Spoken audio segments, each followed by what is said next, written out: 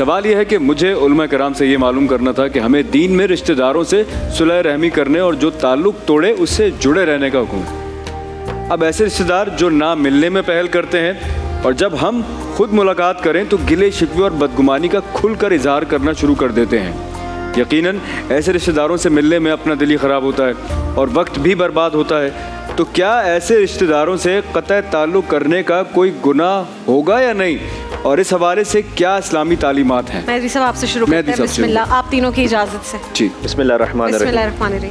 آواز آ رہی؟ جی جی جی جی جی۔ اللہ سبحانہ و تعالیٰ کا شکر ہے کہ اس نے توفیق عطا فرمائی کہ کچھ قرآن و حدیث کے بارے میں، علوم اسلامی کے بارے میں گفتگو ہو سکے، اور صلہ رحمی دیکھیں ویسے تو واجب ہے، یعنی یہ کہ یہ تجارت نہیں ہے، یہ عبادت ہے۔ فرق ہے تجارت اور عبادت میں۔ تجارت میں یہ ہے کہ ہم نے کچھ پیمنٹ کرنی ہے، وہاں سے کچھ گڈز ملنی ہے، جی، تو اگر کسی نے وہ اپنا جو پیمنٹ تھی وہ نہیں دی تو پھر آپ باؤنڈ نہیں کہ آپ اپنے گڈز پہنچائیں گے، یہ تجارت۔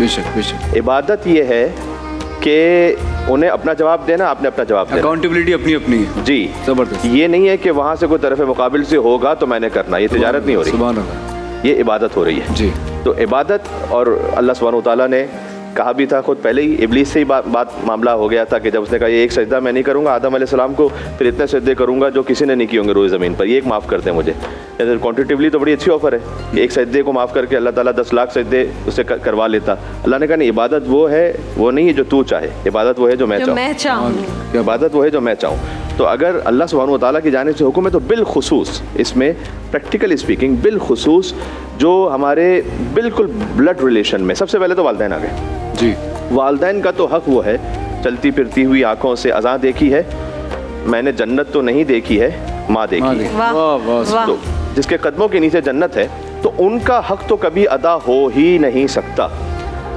دل میں خالی تواضع کی بات نہیں ہے، کہا اپنے کندھوں کو جھکا لو، یعنی ظاہر میں بھی تواضع رکھو، خالی دل میں نہیں، ظاہر میں بھی تواضع رکھو اور ادب احترام کے ساتھ رہو جس حد تک ممکن ہے۔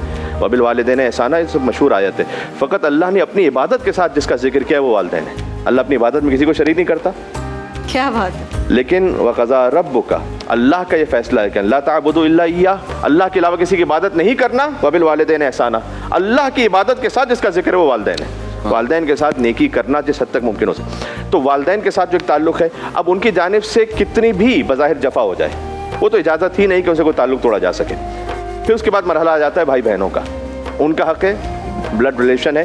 اگر فرض کیجئے وہ بالکل ہی ملنے کو تیار نہ ہو تو شرعی طور پر کم سے کم اتنا کفایت کرتا ہے کہ آپ سلام دعا کر رہے ہیں، وہ کبھی نہ چھوڑیں سر۔ وہ عید کا کوئی موقع آ جائے، کوئی ایسا موقع آ جائے تو آج کل ہو سکتا ہے میسج کے ذریعے سے بھی، فون کے ذریعے سے بھی، فرض کیجئے وہ نہ ملنا چاہ رہے ہوں، اگر وہ کسی بھی طریقے سے کوئی بھی تعلق نہیں رکھنا چاہ رہے تو آپ نے اپنے طور پر کوشش کر لی تو آپ کے لیے حجت مکمل ہے۔ اس طرح سے پھر ایک دائرہ بنتا ہے جو ہمارے فرسٹ ریلیٹیوز ہوتے ہیں، جن میں ماموں ہیں، چچا ہیں، خالہ ہیں، پھوپھی ہیں، ان کا ایک حق ہے۔ شوہر زوجہ کا، آج وومنس ڈے کے حوالے سے بھی جو گفتگو ہے، ہمیں ماننا پڑے گا کہ جو خواتین کے لیے رسپیکٹ اور احترام ہے وہ نہیں دیا گیا، جب تک مانیں گے نہیں تو آگے اصلاح کی طرف بڑھیں گے نہیں۔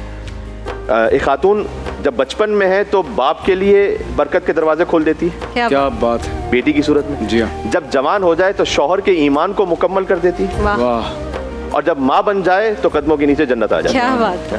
تو جو اللہ سبحانہ و تعالیٰ نے مقام رکھا تھا، وہ جو ڈیو رسپیکٹ تھی وہ ہمارے یہاں نہیں دی گئی۔ وربل ابیوز تو بہت زیادہ ہے، ڈومیسٹک وائلنس بھی بہت زیادہ ہے، اور جب تک ہم اس کو مانیں گے نہیں آگے نہیں بڑھیں گے۔ اگر ایک خاتون اپنے ایمان میں، اپنے تقویٰ میں، اپنے اللہ سے تعلق میں اس قدر گویا حجت کے ساتھ جو اللہ نے نبی رکھا ہے، حجت رکھی، ان کی مددگار کے طور پر ہیں، اپنے زمانے کے تمام مردوں سے افضل ہو سکتی ہے ایک خاتون، اور اس کی مثال حضرت آسیہ، فرعون کی بیوی ہیں لیکن اپنے زمانے کے سارے مردوں سے افضل ہیں، اس لیے کہ ضرب اللہ مثلا للذین آمنوا امرأۃ فرعون، اللہ نے مومنوں کے لیے جو مثال دی ہے نا وہ فرعون کی بیوی ہیں، حضرت آسیہ، یعنی اپنے گھر میں جس طرح سے فرعون سے بدتر کون ہوگا، لیکن بہرحال ایک تعلق کو نبھایا، اور اس تعلق کو نبھانے کی جزا پتہ کیا ملے گی؟ حدیث کا ایک مفہوم ہے، قیامت میں یہ حضرت آسیہ حضور مکرم کی زوجہ ہوں گی جنت میں، چونکہ دنیا میں صبر کیا تھا تو اب حضور مکرم کی زوجیت میں آ جائیں گی جنت میں۔ تو بہرحال اللہ سبحانہ و تعالیٰ کمپنسیٹ کرتا ہے، تو آپ اپنے بڑے دل کو رکھ کر انشاءاللہ آگے بڑھیں، اور ہم دوسروں سے بھی یہ کہیں گے کہ جناب زندگی کتنے دن کی ہے، آپ نے کیا کر لینا، کیا جی لینا ہے، تو تو کم سے کم اس حد تک تو اگر آپ کسی کے ساتھ نبھا نہیں سکتے تو اخلاق تو اچھا رکھیں. اخلاق بہتر رکھیں.